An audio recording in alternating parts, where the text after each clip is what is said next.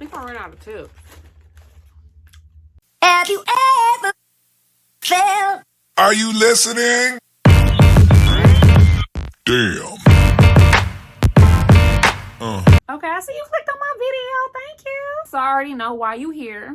You want to know how to get that paralegal job. Well, you clicked on the right video. That's today's topic, y'all. So just in case you're new to my channel, my name is Jen Wynn, and I talk about life. And I've been a paralegal for 2 years now. I had an interview last week, and I'm just now starting at a new firm. And that has inspired me to basically make this video and share some tricks to the trade on how to get a paralegal job. Because getting your foot in the door can be a little difficult. So we about to get straight into it. So the first thing that I would recommend, and the most obvious, I'm gonna get it out the way, go to school.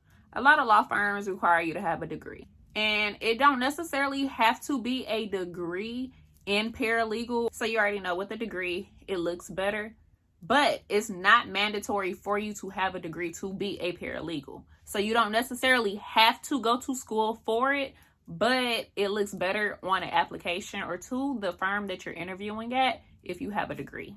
Also, some places, depending on where you want to work, require it. I was fortunate enough to get a paralegal job for Wayne County in Michigan, but once they found out that I wasn't done with my degree or done getting my degree at that time, they ended up saying, oops, no, we can't hire you. And it just sucked because I was so excited, like, yes, I got a job that got good benefits. But nah, like, they shut that down. Like, we changed our mind. You need that degree. So that's why I say get your degree. So they can't tell you that. They can't tell you no. Also, a lot of places are starting to offer programs that especially catered to paralegals and being a paralegal. And with those programs, some of those programs require internships. So with the program I was in, I was lucky enough to get an internship at a law firm. And after that internship was over with, they actually hired me to work for them. That's why, or that's another reason why I recommend going to school, especially if you can get in a paralegal program yourself or itself and get an internship. It's a good way to get your foot in the door. And also you can put that on your resume and it looks good, you know, make you stick out. And the next thing I want to talk about is networking and the importance of it. So I know the saying, it's not what you know, but who you know can be annoying, but it's really true, especially in the legal field. Knowing somebody can really set you apart from other applicants, especially if you can have them as a reference. Also with me saying it's not what you know, it's who you know. A lot of jobs is word of mouth. That's something to keep in mind as well. It's not necessarily posted. You can't really go on a search form or go on Indeed. Don't get me wrong. Some attorneys do that, but like some attorneys just really hire people off of the word of other attorneys. Okay, the next tip I want to talk about in getting a paralegal job is having writing samples. So me personally, I will never go to an interview for a paralegal position without having writing samples, because writing samples basically show them that you know what you're doing and you're capable of doing the work. And for granted, it's gonna be things that they don't like they're probably going to say corrections or say things about your writing sample like, oh well, this might be wrong, or I don't like this, or this. But like, every attorney has their own way of doing everything when it comes to doing their paperwork and doing certain things, period. So that's okay. But you want to be able to show them like, hey, this is what I can do. And like for me, how I got my writing samples is when I went to school, I had assignments basically. So my assignments became my writing assignments, or my past assignments became my writing samples for my interviews. And when I say writing sample, I'm not necessarily talking about an essay or like a paper or a novel or anything like that. I'm talking about an actual typed legal document. And I'm not talking about like a real case. You don't have to have been a paralegal before and already have a document made and ready. I'm talking about a mock document. I'm talking about a basic mock document. So like for my writing samples, I have a mock complaint, and the mock case for that complaint is an engagement ring, and whether the female get to keep the engagement ring or do the man get the engagement ring. And in addition to having the complaint, I have the jury demand, affirmative defenses, like everything that basically like kind of goes in the start of a lawsuit is what I have. And I also have like a counterclaim complaint.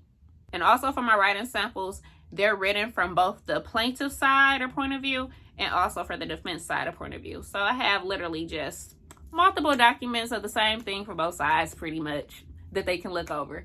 But I'd rather give them too much than not give them enough. And I'd rather show them like, hey, I know how a lawsuit works. Hey, I know how the court system works. Like, hey, like, I'm good, you know? Yeah. And that kind of leads to my next tip. Learn the lingo and also learn the court system. So you don't want to go into an interview to be a paralegal and not know what the hell is going on. You want to be able to identify the different levels of court. You want to be able to identify the different search engines or ways to do legal research. You want to be able to identify like different legal documents. You just want to like have knowledge, know the lingo. Like, you want to show that you're knowledgeable. You get what I'm saying? Another tip, in addition to like knowing the lingo, which they don't go hand in hand, but I guess in a way they kind of do know, or they kind of do go hand in hand. You want to also show that you're resourceful. Every attorney is looking for a paralegal that is resourceful. Nobody want to hold your hand. Nobody want to babysit you. So what I've come to find out or notice is attorneys look for resourceful people. Attorneys always talk about paralegals that's resourceful, or that's what they need, or that's what they're looking for, that's what they want, etc. Because like I said, they can't hold your hand, they can't babysit you. They want to make sure that you already know what the hell is going on and that you won't get lost in the sauce or in the rotation. You get it? As a paralegal, when your attorney has a problem, you have to be able to solve that problem and figure it out, basically. And problems is going to occur. They're going to have problems. They're going to come to you like, hey. So definitely be resourceful. And in an interview, I would definitely like try to highlight that too. Like, I am a resourceful person. I'll always figure things out. I make a way out of nothing. I'm going to find an answer, or I'm going to research it until my eyeballs fall out my head, okay? Okay, next I want to talk about joining organizations.